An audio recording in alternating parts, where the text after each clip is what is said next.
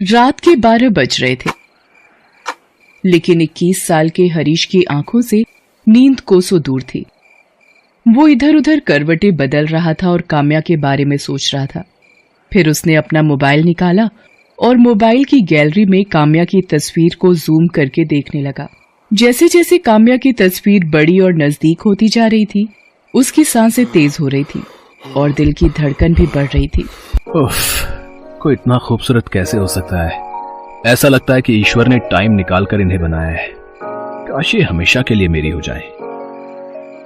काम्या के बारे में सोचते हुए हरीश को कब नींद आ गई उसे पता ही नहीं चला। 35 साल की काम्या बहुत ही खूबसूरत थी। उसका गोरा रंग, घुंघराले काले बाल और बड़ी बड़ी आंखें, जो भी उसे देखता देखता ही रह जाता। माँ, मैं कॉलेज जा रही हूँ। आज कॉलेज में कुछ जरूरी मीटिंग है, इसलिए जल्दी पहुंचना होगा। अरे नाश्ता तो कर ले। माँ, मैंने चाय पी ली है, कैंटीन में कुछ खा लूंगी। काम्या अपनी माँ के साथ दिल्ली में रहती है। काम्या ने अब तक शादी नहीं की थी। वो दिल्ली के ही एक कॉलेज में इकोनॉमिक्स की प्रोफेसर थी। अपने सब्जेक्ट में वो बहुत ही माहिर थी, इसलिए कॉलेज के प्रोफेसर के साथ साथ स्टूडेंट्स भी उसे बहुत मानते थे। काम्या आज भी अपने स्टूडेंट्स की क्लास ले रही थी। उन्हीं स्टूडेंट्स में हरीश भी था, जो उसे घूर घूर कर देख रहा था और मन ही मन उनके बारे में कुछ सोच रहा था। इकोनॉमिक्स जैसे बोरिंग सब्जेक्ट्स को भी काम्या मैम कितना इंटरेस्टिंग बना देती हैं। ये खुद भी तो इतनी इंटरेस्टिंग है कि इनसे पीछा छुड़ाना मुश्किल हो जाता है। हरीश काम्या मैम के ख्यालों में खोया हुआ था। तभी काम्या ने उससे एक सवाल पूछा। अब हरीश का ध्यान उनकी पढ़ाई पर रहता तब तो वो जवाब देता। उसका ध्यान तो काम्या मैम पर था। हरीश, क्या बात है? तुम्हारा ध्यान कहाँ रहता है? मैं जब भी तुमसे कोई सवाल पूछती हूँ तुम इधर उधर देखने लगते हो। वो मैम, मैं इधर उधर नहीं देख रहा था, मैं तो आपको ही देख रहा था। आपसे नजर हटती कहाँ है मैम? उसके ऐसा कहते ही पूरी क्लास हंस पड़ी। हरीश, ये तुम क्या कह रहे हो? मैम की डांट सुनते ही हरीश को अपनी गलती का एहसास हुआ और उसने अपनी बात को बदलते हुए कहा, सॉरी मैम, मेरा मतलब वो नहीं था। मैं तो ये कहना चाह रहा था कि आप इतना अच्छा पढ़ाती हैं कि कोई कहीं और कैसे ध्यान दे सकता है। अच्छा ठीक है, तो फिर मेरे सवाल का जवाब दो। उसी दिन की बात है, लंच का समय खत्म हो गया था। हरीश स्टाफ रूम के बाहर काम्या मैम का ही इंतजार कर रहा था। जैसे ही मैम स्टाफ रूम से निकलकर दूसरे क्लास की ओर बढ़ी, पीछे से हरीश ने उन्हें टोकते हुए कहा, एक्सक्यूज मी मैम। हरीश, तुम यहाँ? तुम्हें तो अपनी क्लास में होना चाहिए। मैम, वो मुझे आपसे कुछ बात करनी थी। मुझसे? हाँ बोलो, क्या बात है? उसके बाद हरीश ने डरते डरते धीमे से काम्या मैम से कहा, मैम, मैं आपसे ट्यूशन पढ़ना चाहता हूँ।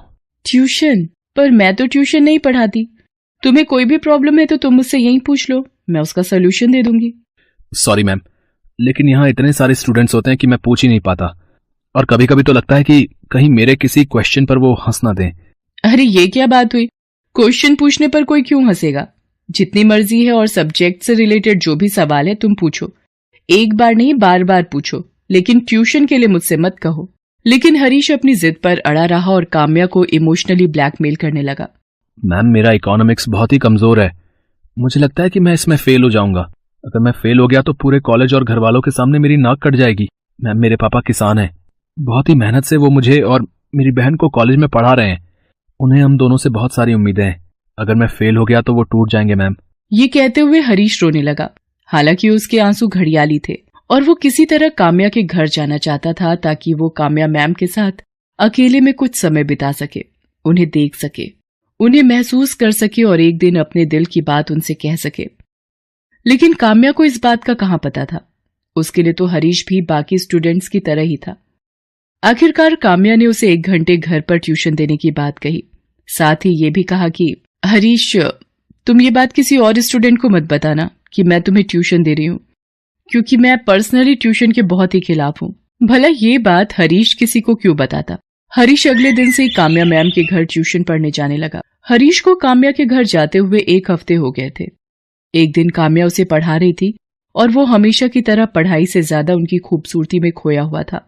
मैम, बुरा ना माने तो आपसे एक बात कहूँ? हाँ बोलो। मैम, आप गलत प्रोफेशन में हैं। क्या मतलब गलत प्रोफेशन में हूँ? तुम्हारे हिसाब से मुझे किस प्रोफेशन में होना चाहिए था? मैम, आप इतनी खूबसूरत हैं कि आपको तो हीरोइन होना चाहिए था।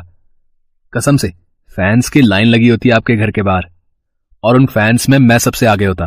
उसकी बातों को सुनकर काम्या ने मुस्कुराते हुए उससे कहा, मेरी तारीफ करने के लिए शुक्रिया, लेकिन I am very happy with my profession. मैं बहुत खुश हूँ।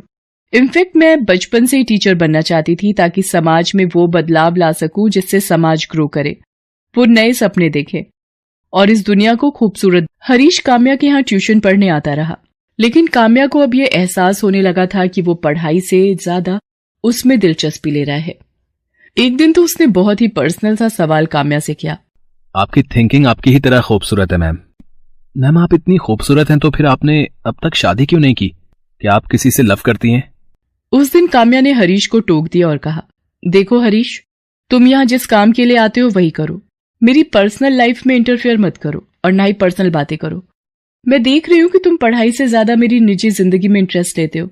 मेरा फेवरेट कलर क्या है, मेरा फेवरेट खाना क्या है, मैं शादी कब करूंगी नहीं करूंगी, इन सब बातों में मत उलझो। और अगर आइंदा तुमने इस तरह की बातें की तो तुम्हें यहाँ आने की कोई जरूरत नहीं है। आई एम सॉरी मैम, मैंने आपको हर्ट किया। मेरा ऐसा कोई मतलब नहीं था। उस दिन हरीश घर जाकर काम्या के बारे में ही सोचता रहा। आज मैंने काम्या मैम का दिल दुखा दिया। मुझे ऐसा नहीं करना चाहिए था। आखिर मैं प्यार करता हूं उनसे, और कोई भी प्यार करने वाला अपनी प्रेमिका को हर्ट तो नहीं करता। हरीश को यह सब सोचकर नींद नहीं आ रही थी। उसने उसी समय काम्या से माफी मांगने का सोचा।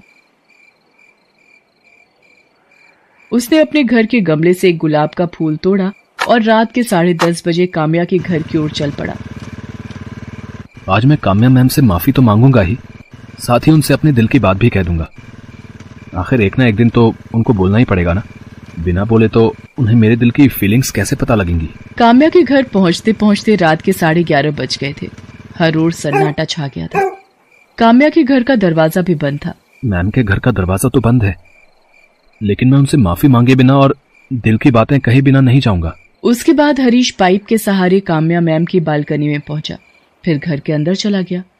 काम्या उस समय सो रही थी। हरीश मैम को देखने लगा। मैम सोए हुए में भी कितनी खूबसूरत लग रही हैं। ऐसा लग रहा है कि मैं इन्हें गले लगा लूं। हरीश मैम की तरफ बढ़ने लगा। तभी हरीश के मोबाइल की रिंग बजी। जब तक वो अपने फोन को साइलेंट मोड में करता, रिंग की आवाज से काम्या की नींद खुल गई। उसने अपने सामने हरीश को देखा तो वो बहुत डर गई। हरीश, तुम यहाँ और इस वक्त तुम अंदर कैसे आए? मैम मैं आपसे माफी मांगने आया हूँ।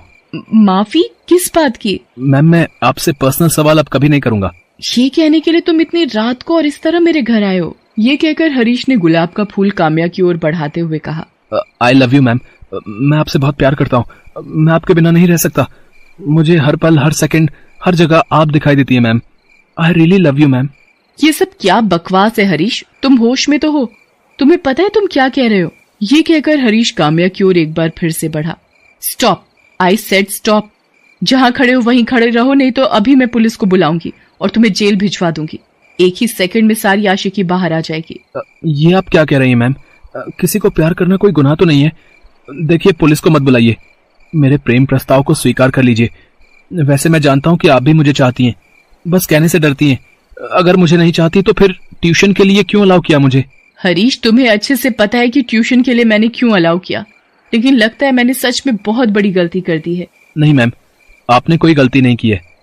गलती तो मैंने की है आपसे प्यार करके। पता नहीं इस दुनिया में प्यार को इस नजर से क्यों देखा जाता है। सभी कहते हैं कि एक दूसरे से प्यार करो, फिर कंडीशन लगाने लगते हैं। प्यार कंडीशन से नहीं होता है, लेकिन उसकी सीमाएं तय हैं हरीश। मान लो कल को कोई इस तरह तुम्हारी बहन के कमरे में घुस जाए और उससे बदतमीजी करे, उसे जबरदस्ती प्रेम प्रस्ताव दे दो, तुम क्या करोगे? कोई मेरी बहन के कमरे में घुसेगा तो मैं उसे जान से मार दूंगा। अपनी बहन पर बात आई तो उसे जान से मारने लगे। मैं भी तो किसी की बहन हूँ, बेटी हूँ। बोलो मैं क्या करूँ? मैं भी मार दूं तुम्हें जान से, या तुम पर केस करके तुम्हें जेल भिजवा दूं? क्यों अपने परिवार की इज्जत मिट्टी में मिलाने पर तुले हो? हरीश, ये पढ़ने का समय है, करियर बनाने का समय है। उस पर ध्यान दो और कभी भी सीमाओं को मत लांघो। काम्या की बात धीरे धीरे हरीश को समझ में आने लगी। उसे अपनी गलती का एहसास हो गया। उसने काम्या से माफी मांग ली और वापस लौट गया। उस दिन के बाद उसने अपनी पढ़ाई पर फोकस करना शुरू किया और जल्द ही उसकी गिनती अच्छे और इंटेलिजेंट स्टूडेंट के रूप में